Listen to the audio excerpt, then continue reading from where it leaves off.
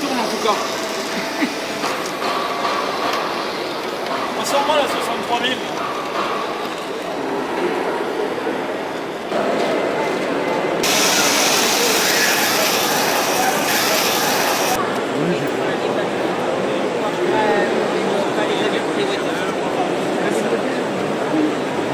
Non, je suis sur le stand. J'ai quelques voitures. La gendarmerie.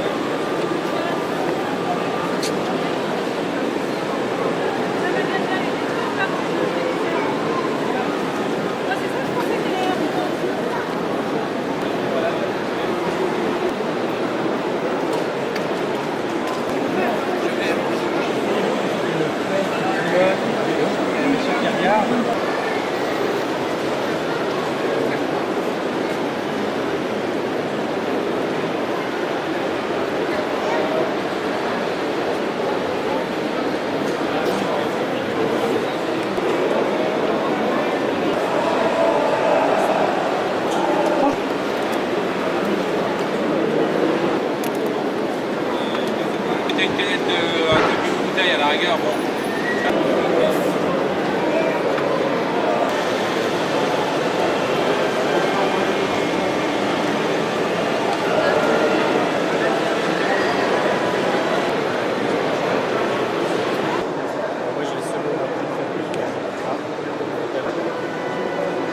Et la motorisée.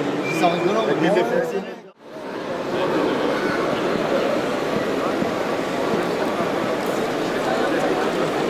Je vous invite à découvrir notre réseau pour cette année 2002. Nous allons commencer par découvrir la sortie du tunnel qui nous apercevons la gare de Saint-Denis-Cactus et nous passons sur le viaduc de Saint-Denis-Cactus qui se trouve sur la ligne de Paris à Toulouse à quelques kilomètres au nord de Cahors. Nous sommes sur le réseau du club d'Orléans et nous découvrons tous les petits détails qui représentent fidèlement la reproduction de ce viaduc de Saint-Denis-Cactus.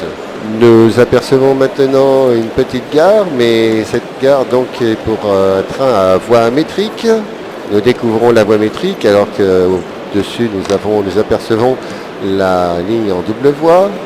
Nous arrivons maintenant devant le garage, je ne citerai pas de marque, avec une animation à l'intérieur de ce garage. Et nous arrivons en vue du dépôt d'Étampes. Reproduction aussi fidèle, avec bien sûr la plaque tournante du dépôt.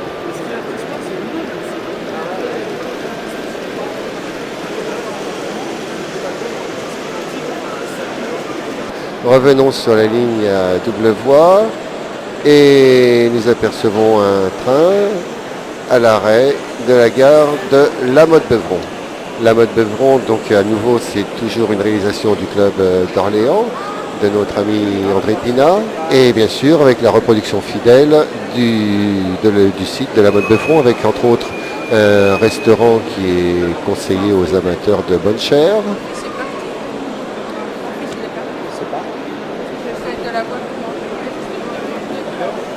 Et donc les bâtiments de la gare de La Motte-Beuvron.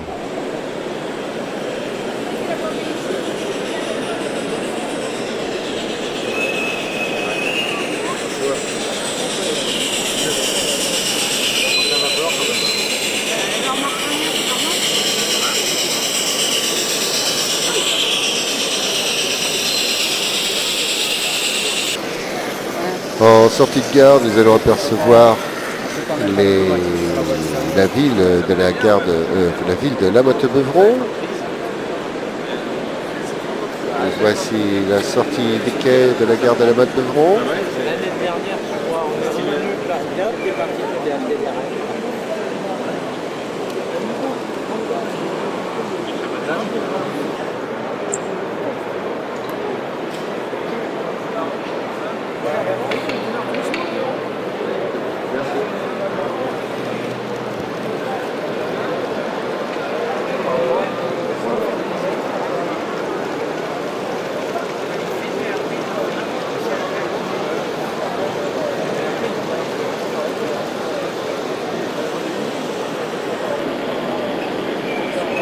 nous allons maintenant continuer à découvrir le décor avec toujours une reproduction fidèle de la ville de La Motte-Beuvron.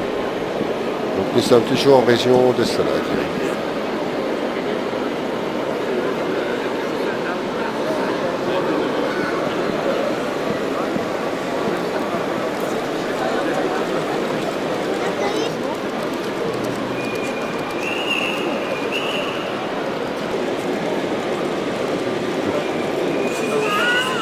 Maintenant, nous apercevons le silo à grains.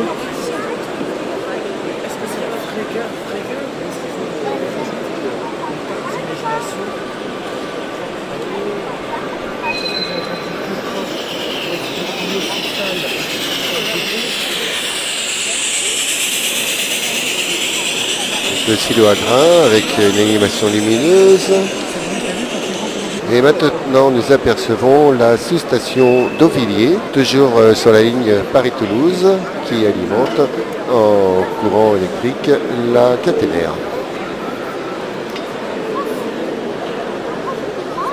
Nous continuons notre promenade au travers du paysage, avec une magnifique reproduction d'une ferme.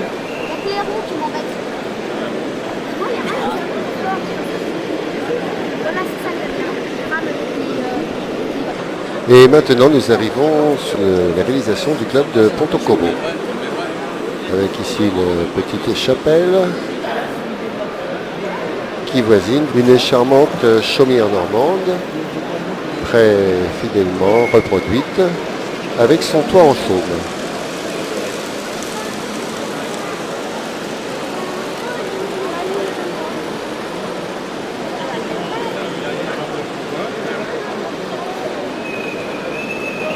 D'un bond maintenant, nous revenons en région parisienne, nous arrivons en Seine-et-Marne et voici le moulin de Gastin.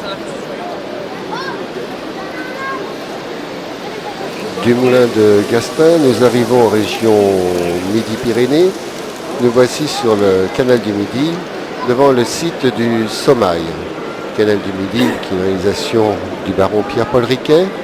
Et ce site du Sommail est un emplacement où se trouve le départ de petits bateaux qui permettent des promenades sur le canal du Midi.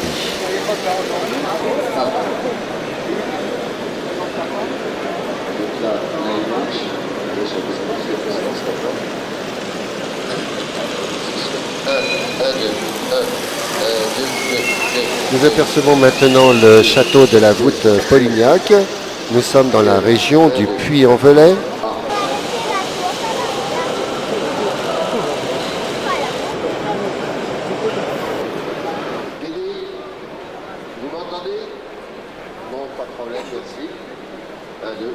Et nous apercevons maintenant un petit dépôt à vapeur.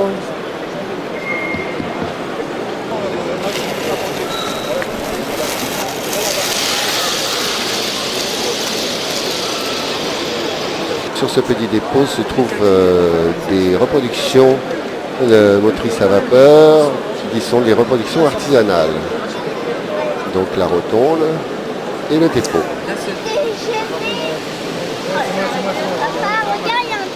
Nous allons arriver maintenant devant la gare d'un petit village.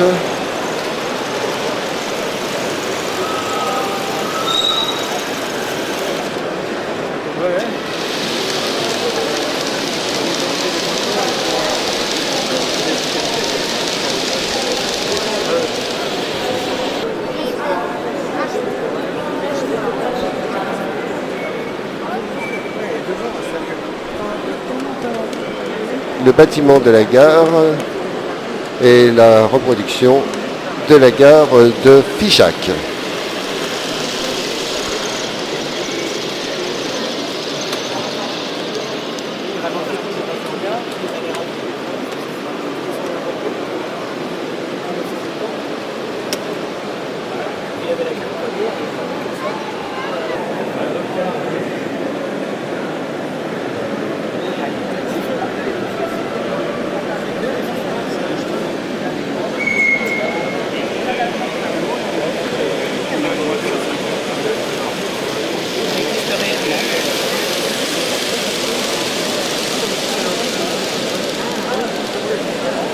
Et en sortie de la gare que je vais nommer les gares de Figeac, nous allons passer devant un embranchement privé qui mène à une scierie.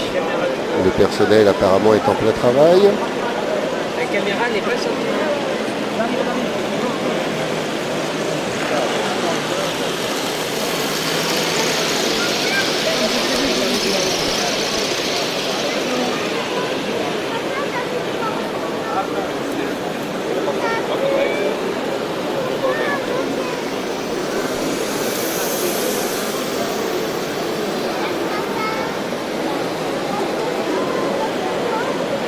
Pas évident parce que j'ai été distrait, j'étais obligé de changer de cassette.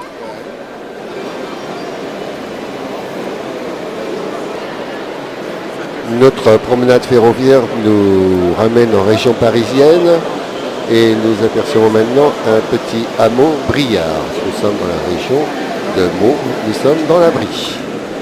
Notre grand réseau modulaire qui fait 51 mètres de long nous mène devant une voie ferrée désaffectée et cette voie ferrée peut passer sous un tunnel et donc nous découvrons une champignonnière et l'agriculteur en a profité de ce tunnel pour faire sa culture et nous sommes maintenant dans la région de la Touraine.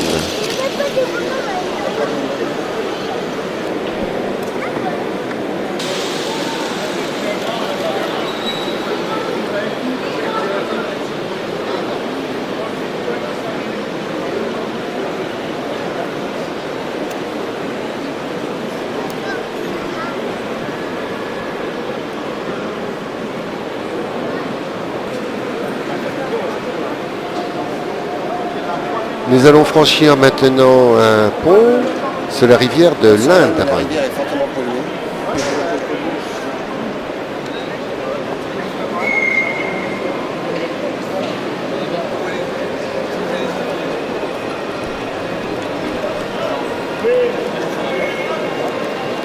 Ah bah tu peux envoyer là, j'ai de la place.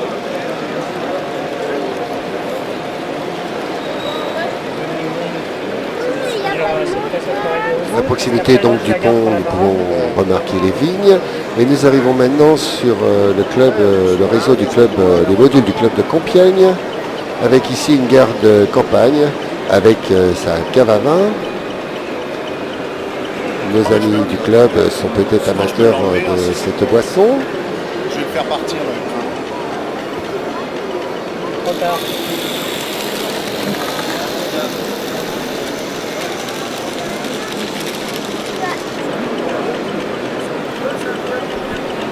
Je vais réunir 50 personnes. C'est une chose qui peut se passer. Donc nous venons de passer devant une petite gare. Nous avons vu la sortie d'un embranchement qui provient d'une voie cachée. Il y a un Picasso qui est... Une grande animation règne sur ce réseau. Il y a du monde. Il y a des gens qui prennent des photos. Nous avons aperçu la petite caserne de pompiers et nous sommes maintenant sur la ligne de Perpignan à Montpellier et nous sommes à la sortie du port de Sète avec le pont Levant et ce pont est fonctionnel. Nous apercevons le port. Regardez, le pont Limon.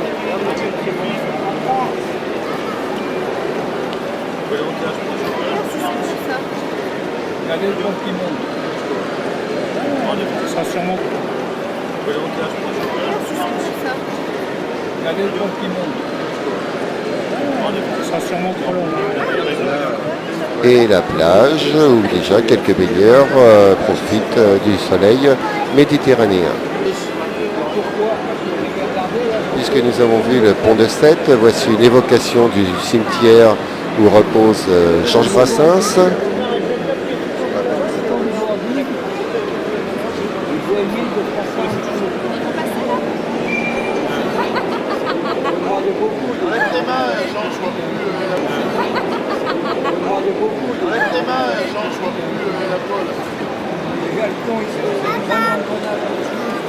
Nous arrivons maintenant sur le réseau du Club de Meaux avec une vision d'une petite fabrique de mécanique de précision.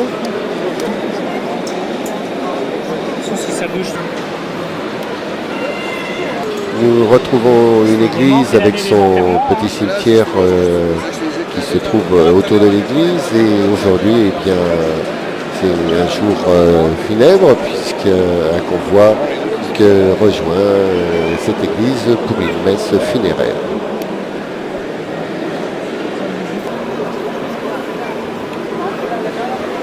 Nous allons maintenant passer devant une gare désaffectée. Heureusement qu'elle est désaffectée car notre gare est en flammes, mais les pompiers, rassurez-vous, sont intervenus rapidement et maîtrisent la situation aujourd'hui.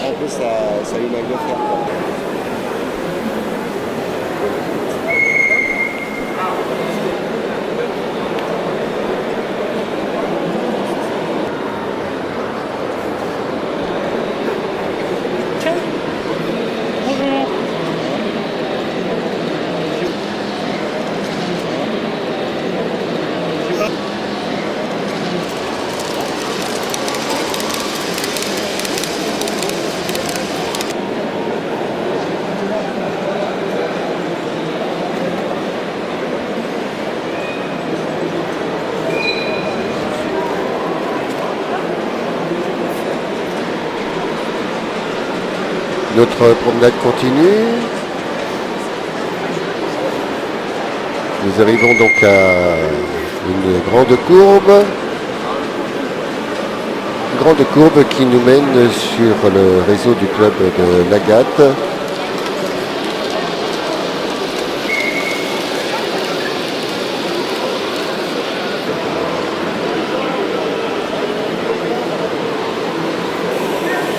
Voici apparaître les quais de la Roche-Migène. La gare de la Roche-Migène est une gare de bifurcation en Y. Elle se trouve sur la ligne impériale de Paris à Dijon et la bifurcation permet de rejoindre la ville d'Auxerre.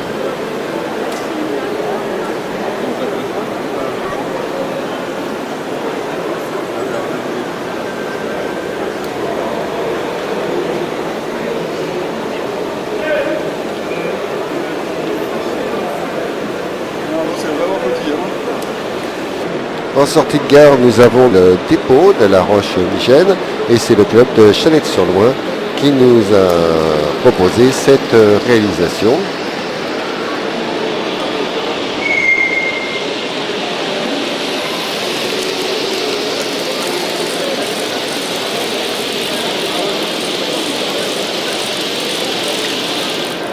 Ah bah il faut trouver l'astuce. Et ce dépôt permet à nos trains de faire demi-tour puisque nous arrivons sur la raquette qui nous a permis de découvrir notre réseau sur le stand de la FAN au cours de ce mondial de la maquette à la porte de Versailles, salon de la maquette 2002.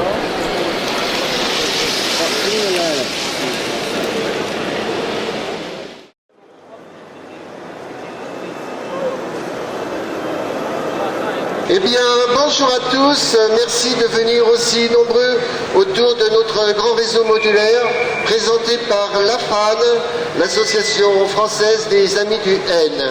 Le but de notre association, créée en 1978, est la promotion de l'échelle dite le N, c'est-à-dire à l'échelle du 1/160e.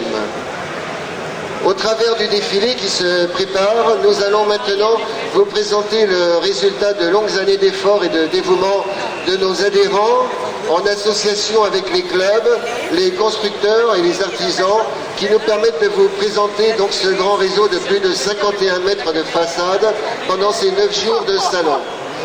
Remercions particulièrement les clubs d'Orléans, de Pontocobo, de Compiègne, de Meaux et de Chalette-sur-Loing. Alors pour débuter notre parade, nous allons d'abord vous présenter notre mascotte. Notre mascotte, eh bien, c'est une carotte.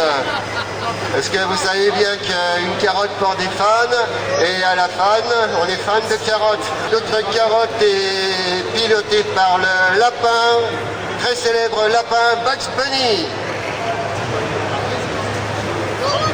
Voilà, la carotte a commencé son trajet. Donc, eh bien, notre petit lapin va surveiller que tout se passe bien sur le réseau. Il va regarder que tout est en place, que la voie est libre pour vous présenter donc les 25 trains différents qui vont circuler pendant cette grande parade. Voici donc le lapin Bugs Bunny dans sa carotte.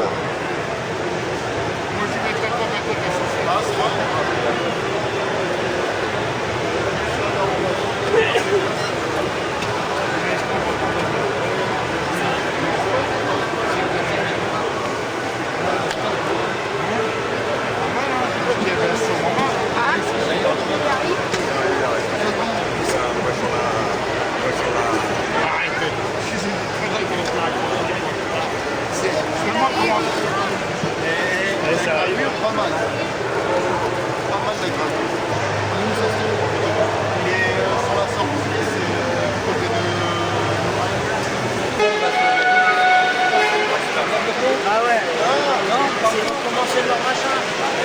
3 minutes, ça va. Ouais, regarde les trains vont rentrer là. Je fais passer par là. En attendant.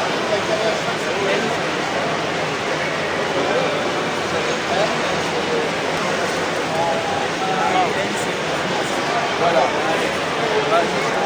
Voilà.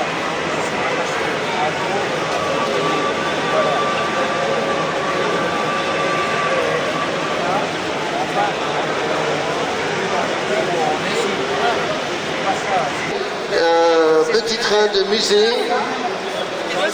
Ce train est donc tracté par une cage de verre, c'est une locomotive allemande. Sur le premier wagon, nous avons une voiture de Renault, une voiture de pompier et un tramway à voie métrique, donc à voie d'1 mètre d'écartement. Maintenant, une rame très ancienne, puisqu'elle a circulé pour la première fois en 1835 en Allemagne.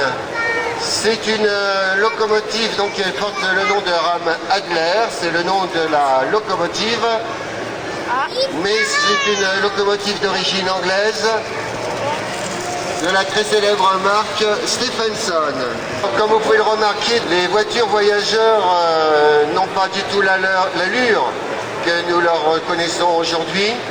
Ce sont plutôt d'anciennes diligences qui ont été adaptées pour circuler sur des voies ferrées. Donc voilà la rame Adler qui passe actuellement devant la reproduction de la gare de Figeac.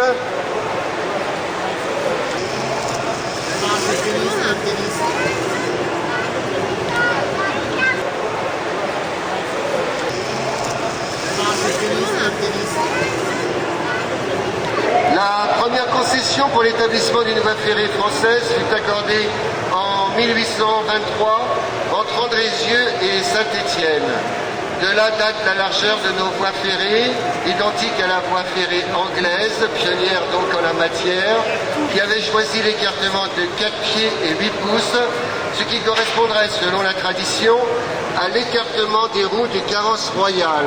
Cet écartement des voies est aussi nommé voie normale et donc mesure donc converti au système métrique 143 cm et demi.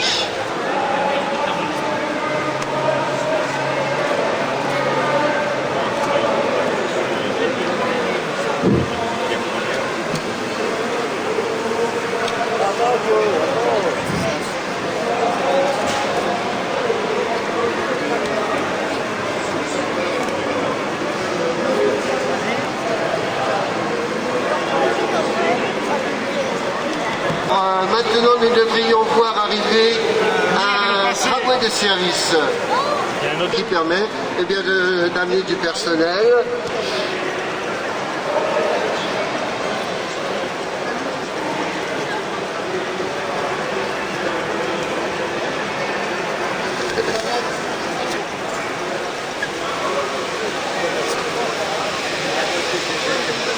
Restons dans le domaine ferroviaire, mais intéressons-nous maintenant à un mode de transport urbain qui est appelé à connaître peut-être un brillant avenir. Le tramway de Lille qui fait la liaison Lille-Roubaix-Tourcoing.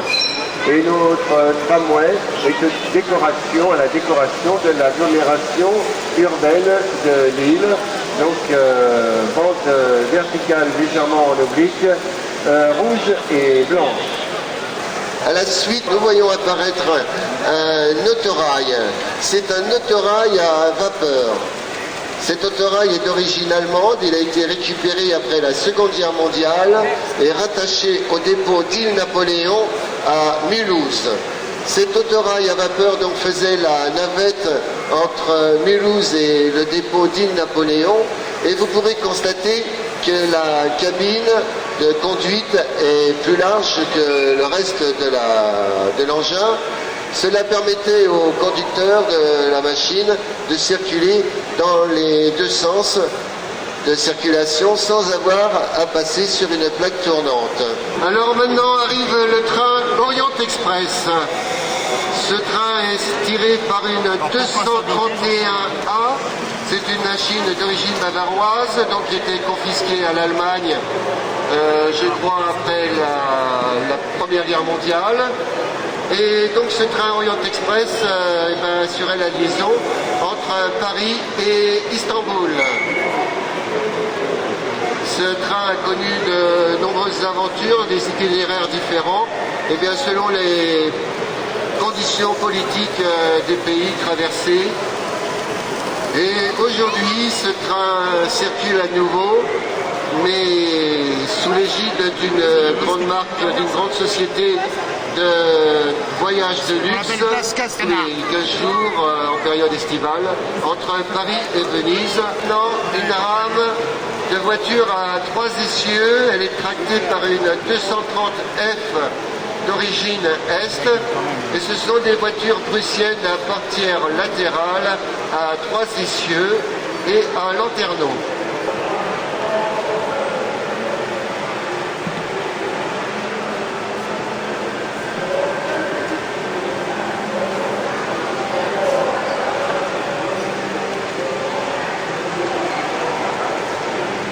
Maintenant, je vous propose de tirer un couple de canards. Rassurez-vous, je crois que la chasse est fermée, mais nous allons quand même tirer notre couple de canards, mais par une locomotive. Nos canards, eh bien, ce sont simplement des petits carrés de sucre, et nous avons devant donc nos petits sucres pour faire le canard, donc la boisson qui nous permettra en fin de grande parade, nous aurons donc, nous pourrons faire canard grâce à ce petit wagon citerne. Voici un autre train de marchandises, donc c'est un train complet encore. Donc ce qu'on appelle train complet, c'est quand la composition des wagons transporte la même marchandise. Tracté par une CC 72000, c'est une motrice diesel fort utilisée de nos jours, et elle traque 11 wagons céréaliers.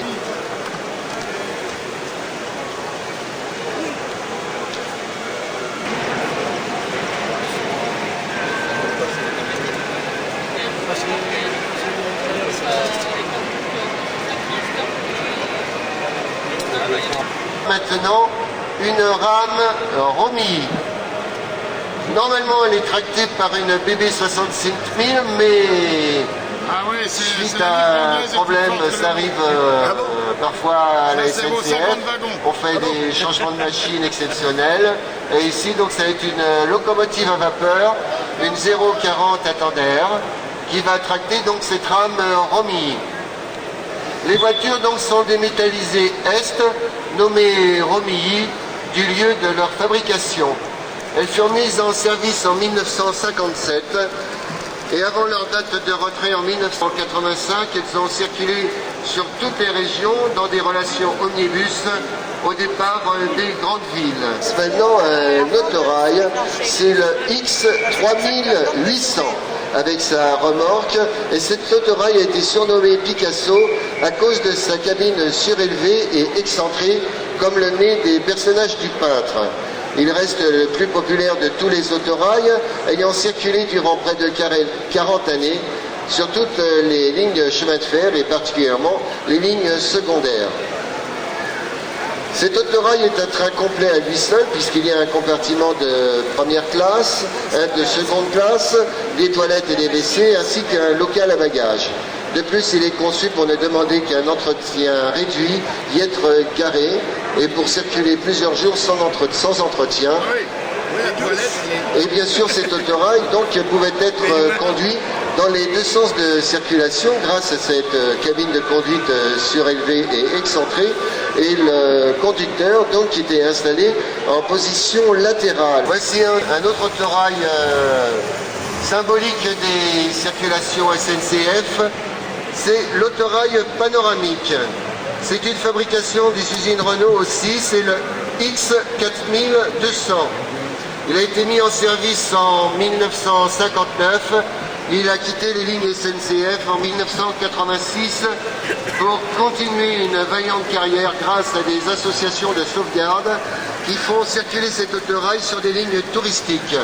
D'ailleurs, tout comme le Picasso et je crois aussi la Caravelle qui a été retirée du service et qui va bientôt aussi rejoindre des lignes touristiques. La partie bien sûr panoramique a été réservée au compartiment de première classe et il a une masse de 55 tonnes et demie et pouvait rouler à une vitesse maximale de 130 km/h et il circulait principalement dans la région sud-est et particulièrement sur la célèbre ligne des Cévennes.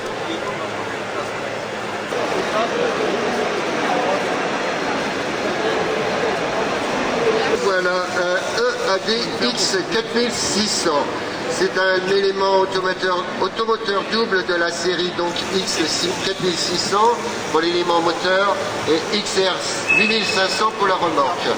Surnommé Caravelle, ces engins mis en service en 1963 pouvaient rouler à une vitesse maximale de 120 km/h et pesaient 35 tonnes.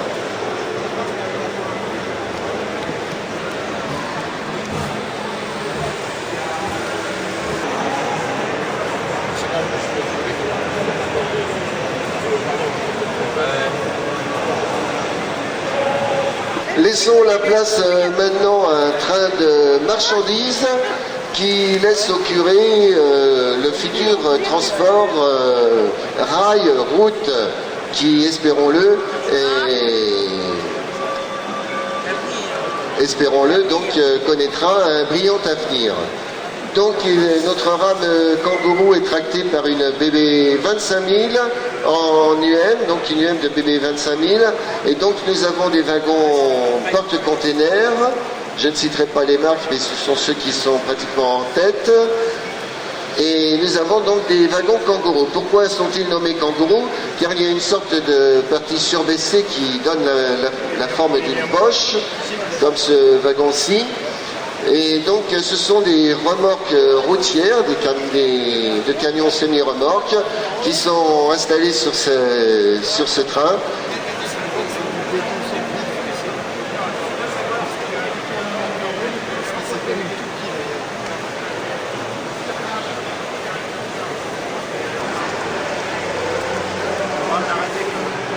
À la suite donc de cette rame, nous allons voir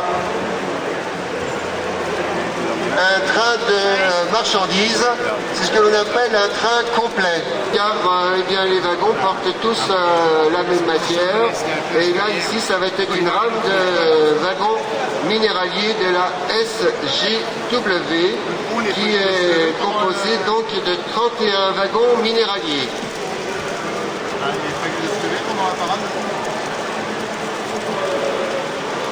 Il me semble qu'au dernier convoi, il est prévu.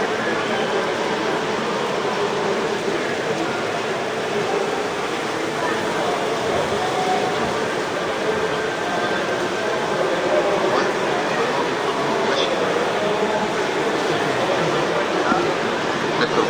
Moi, je ne dirais pas. J'aurais fait ça. D'accord.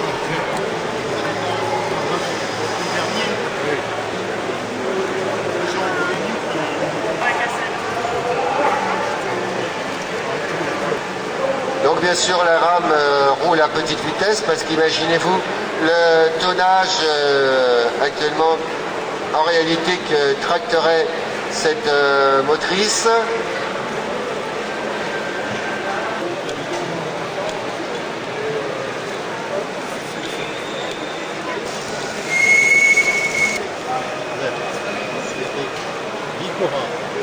C'est une rame Corail Plus, d'ailleurs composée de 8 voitures Corail. Alors ces voitures Corail signifient non pas la couleur Corail de la couleur d'origine des portes, couleur un peu orange, mais cela signifie confort sur rail. Ces voitures, au bout d'un certain temps d'usage, ont été, disons, rénovées. Et donc les sièges ont été modifiés, le confort a été amélioré et donc ils ont reçu une nouvelle livrée telle que vous la voyez ici, c'est-à-dire une livrée Corail Plus. Et elle est tractée par une BB Civic. Voici un autorail encore, et il est surnommé donc le lézard vert. Du lézard vert du nom de sa couleur. C'est le X4 2770 pour la partie motrice et XR 7770 pour la remorque. Cet ensemble offre un confort de bonne aloi. La climatisation est absente, mais à la fin des années 60, date de la mise en circulation de ce type d'engin, ce n'était pas la préoccupation première des voyageurs. Cette composition autorail plus remorque permet des compositions ultra courtes et réversibles et la vitesse en service commercial était limitée à 160 km/h. Afin de pouvoir transporter un plus grand tonnage, la capacité donc des wagons a été bien sûr augmentée et pour pouvoir supporter ce poids, eh bien, les lignes allemandes ont doté donc leurs wagons de 6 essieux.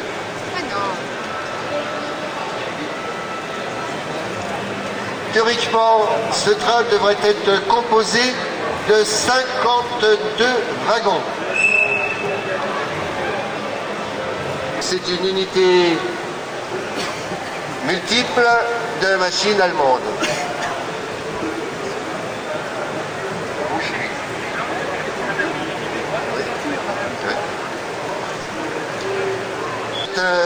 Ce train minéralier donc est d'origine allemande, donc bien sûr ce sont des motrices, je crois que ce sont des bébés allemandes, et donc tracte 52 wagons minéraliers. Voilà, donc notre rame de wagons minéraliers passe devant la reproduction de la gare de Figeac.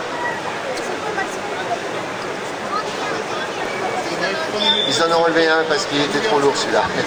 Donc 51 wagons sont au crochet donc, de cette unité multiple, c'est-à-dire qu'il y a seulement un conducteur et la seconde motrice elle aussi tracte, mais elle est pilotée donc, par les commandes de la première motrice.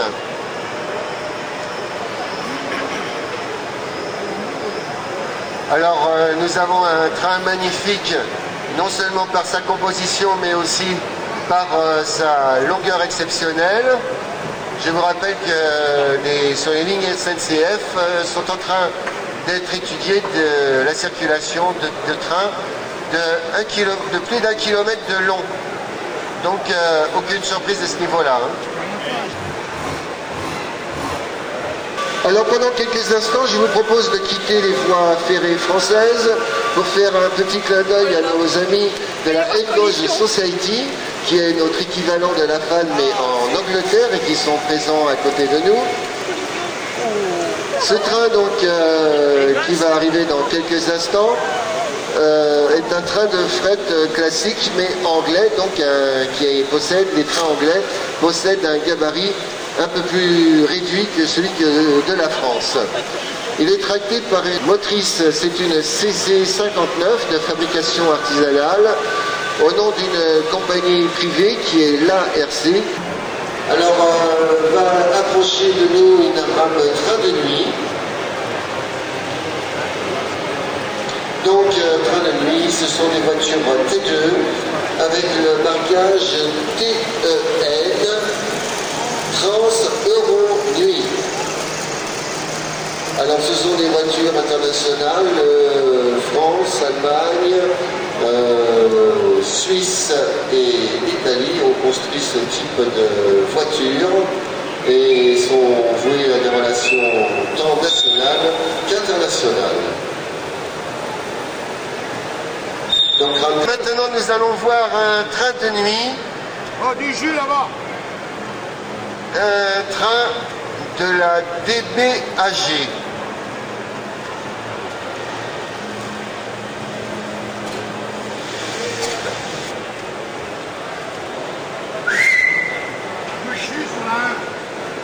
Alors, ce train est tracté par une motrice française et ces voitures ont circulé dans des relations intercités et venaient jusqu'à la gare de l'Est.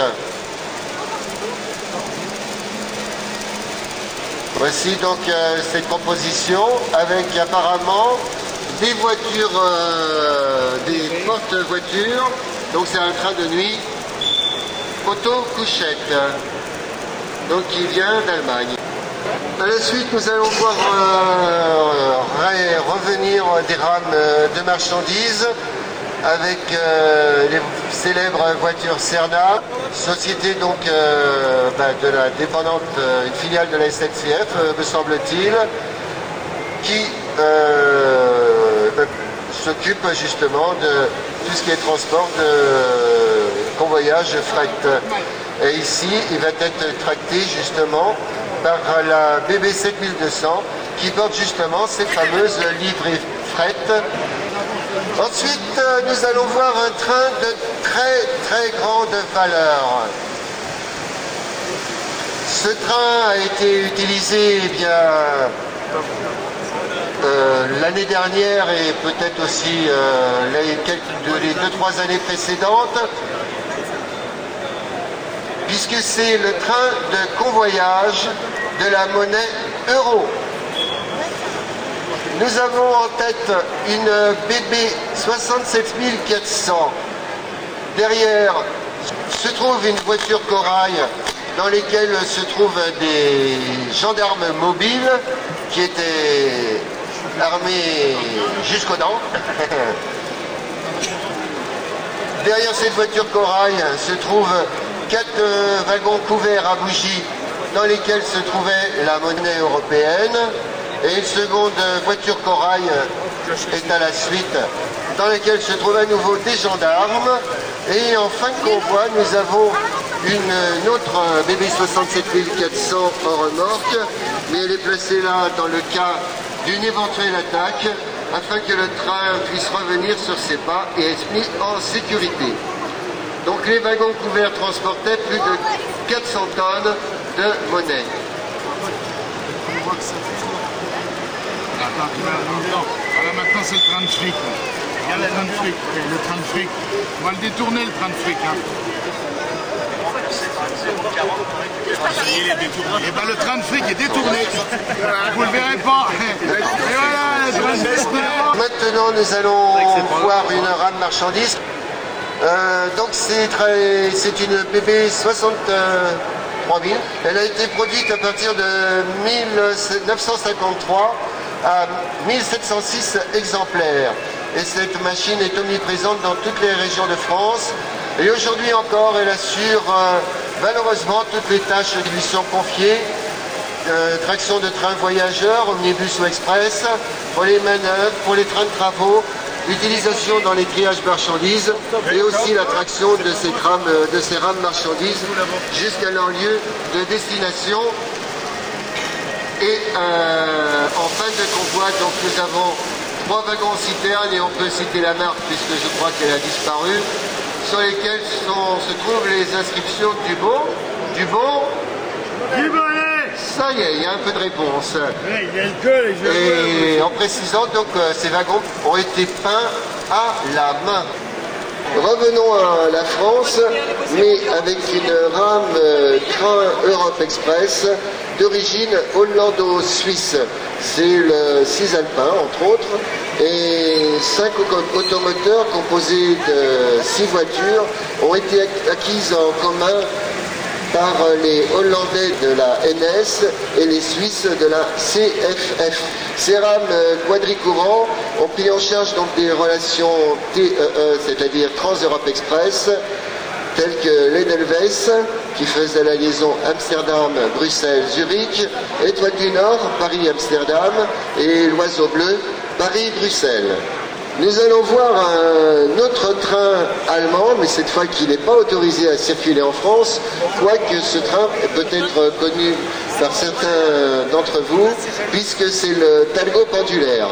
Donc les trains Talgo sont des trains d'origine espagnole, et ils circulent entre Paris et Madrid dans cette livrée.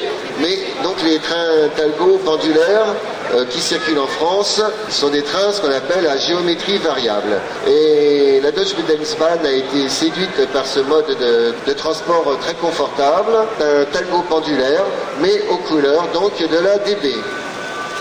Revenons sur les voies françaises avec une rame DEV dernière génération. Alors notre train va être tracté par une locomotive chère à notre ami André Pina, puisque c'est la CC 6078 qui porte le blason de la ville d'Orléans. Notre vaillante CC 6078 emmène 6 voitures DEV bicolores et 2 voitures couchettes. Et en fin de convoi se trouve un fourgon LC76. Et maintenant nous allons voir une rame anglaise qui nous a été prêtée par nos amis. Donc cette rame anglaise, c'est une rame d'une compagnie minière, une compagnie privée, et elle traque des wagons minéraliers. Allez, ça te fout un fond, là tu peux envoyer. Donc là nous avons un Capitole rouge qui est ici tracté par une CC 6500. C'est un Capitole bien sûr. Ont été emblématiques de la SNCF, puisque ce sont les premiers trains qui ont roulé à une vitesse de 200 km/h sur la ligne Paris-Toulouse. Moi j'écoute, hein, je me réveille, tu sais, mec. Allez, on envoie l'autre. Alors actuellement doit se trouver en gare de La Motte-Beuvron une rame qui a tout à fait sa place devant cette gare, puisque nous allons découvrir une rame Capitole avec des voitures grand confort. La SNCF a souhaité développer l'offre des trains Trans-Europe Express sur des relations intérieures et il a été mis en service le 27 septembre 1971 des trains Capitole avec une nouvelle famille de voitures baptisée voiture grand confort. Et vous vous doutez donc l'appellation de grand confort, eh bien c'est que réellement à l'intérieur il y avait la climatisation et des sièges très confortables et une voiture restaurant avec un serveur en gants blancs. Le train Capitole faisait la relation entre Paris et Toulouse. Le Capitole du matin partait de Paris-Austerlitz à 7h43 pour arriver à Toulouse-Batavio à 13h47, soit un peu plus de 6 heures pour parcourir les 700 km de trajet. Bien, alors c'est une rame de wagon minéralier. Nous sommes en époque actuelle, puisque nous avons donc une locomotive bébé avec la nouvelle livrée fret. Et donc ce sont des trains minéraliers de la SGW.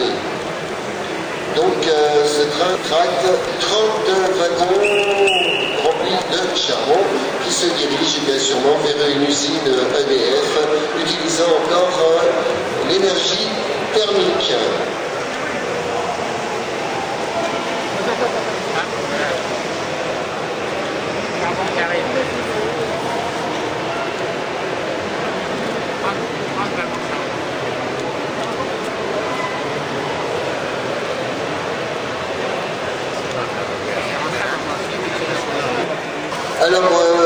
Tout à l'heure, nous avons vu passer la rame Orient Express.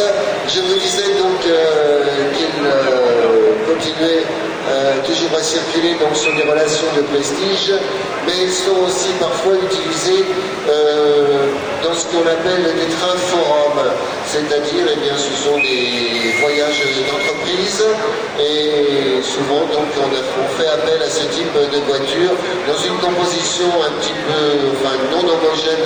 C'est une CC 6500 par contre, qui tracte cette rame.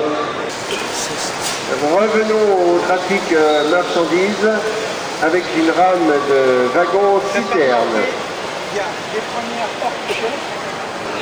Tracté, c'est la 65 500 et le tract 15 wagons citernes à essieu de la marque Total.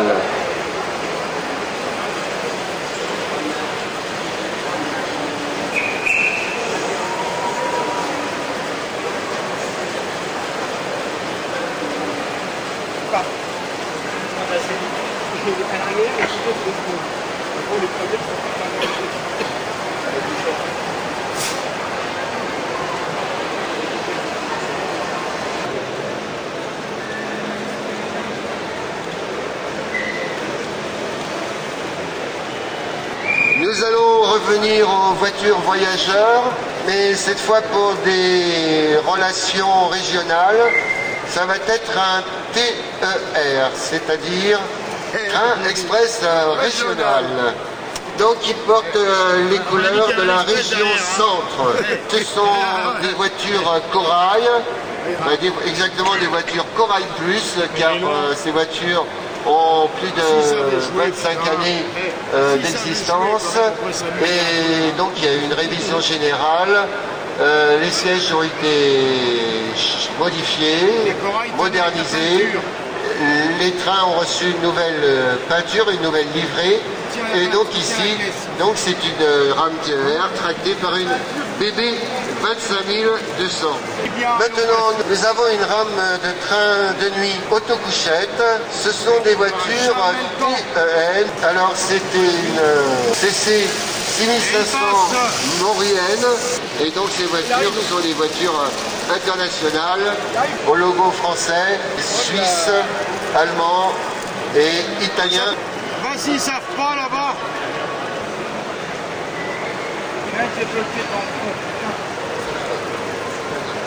Maintenant, nous allons voir un train international qui malheureusement va bientôt disparaître de la circulation dans les prochains mois. C'est la rame Mozart. Elle est tractée par une CC 72000 et elle tracte des voitures autrichiennes. Et c'est la composition exacte telle qu'elle roule en France. Ces voitures autrichiennes, donc, elles sont dédiées à la liaison parisienne et donc sous cette appellation internationale Mozart.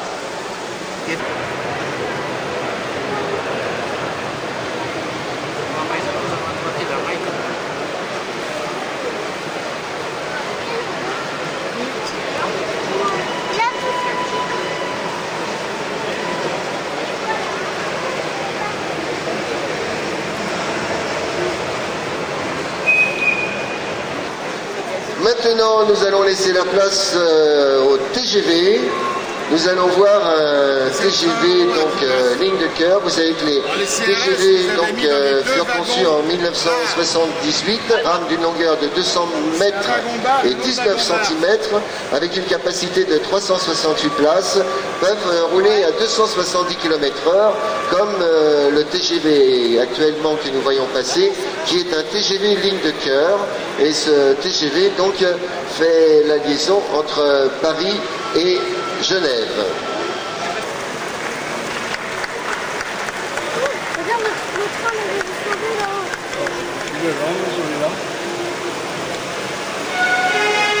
Le train n'est pas fini.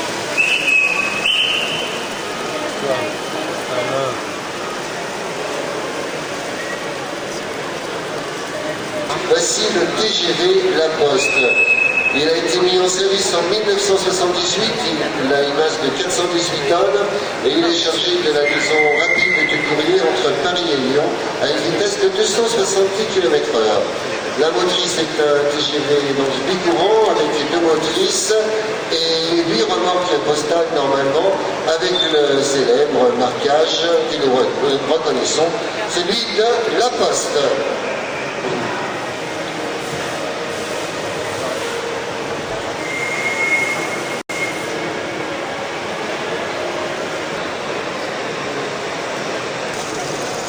On annonce l'arrivée de l'Eurostar qui va justement rejoindre nos amis de la English Society puisque bien sûr c'est le train qui fait la liaison Paris-Londres et donc ce sont des trains autorisés à rouler à 300 km/h. Théoriquement, la tradition veut que le train fasse 2 tours normalement pour conclure la grande parade. Là, à nouveau, nous avons la composition exacte du train. Donc ce train, ce sont les trains TGV, mais elles ont été modifiées principalement au gabarit anglais pour circuler sur les voies anglaises. Alors on m'annonce qu'arrive maintenant un train spécial. Locomotive à vapeur 150 avec plusieurs wagons de marchandises. Et donc, je demande à ce que ce train s'arrête devant le pont Lavant de Sète. Il y a une raison supplémentaire pour laquelle nous demandons à ce train de s'arrêter devant le pont de Sète, parce que ce train va s'arrêter devant son nouveau propriétaire. Et nous allons souhaiter de la part de tous nos amis qui pratiquent le train, bon anniversaire Claude Pantaléon.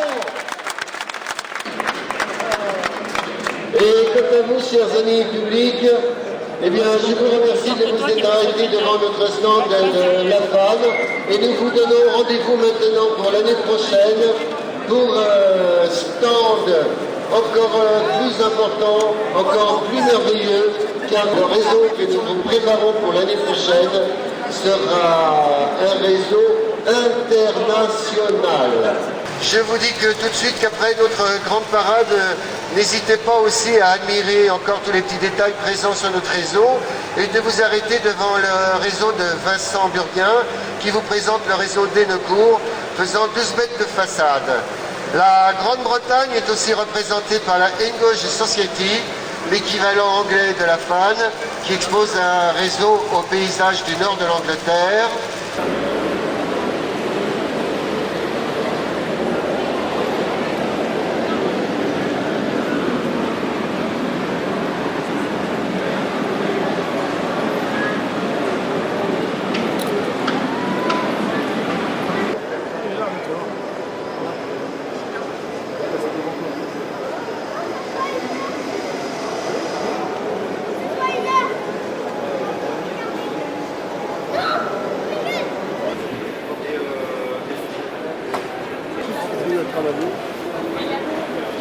Ça allait plus sympa ça, parce que c'est ça non étant.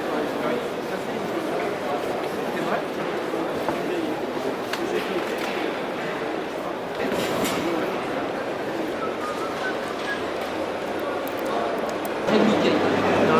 Samedi le deuxième week-end, ce qui pouvait se passer.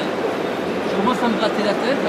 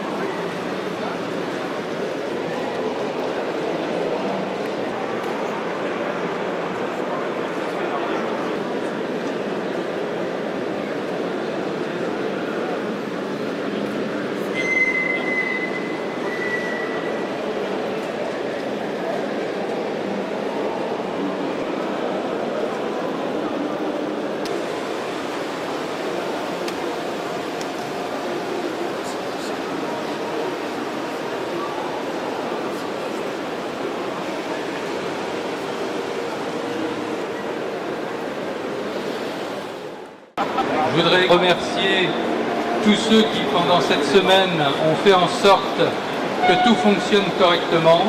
Je voudrais remercier évidemment la direction du salon qui nous permet tous les ans maintenant de réussir cette prestation. Et puis je voudrais remercier aussi nos sponsors, sans qui je ne pourrais pas remettre de prix ce soir. Bravo et merci de votre participation.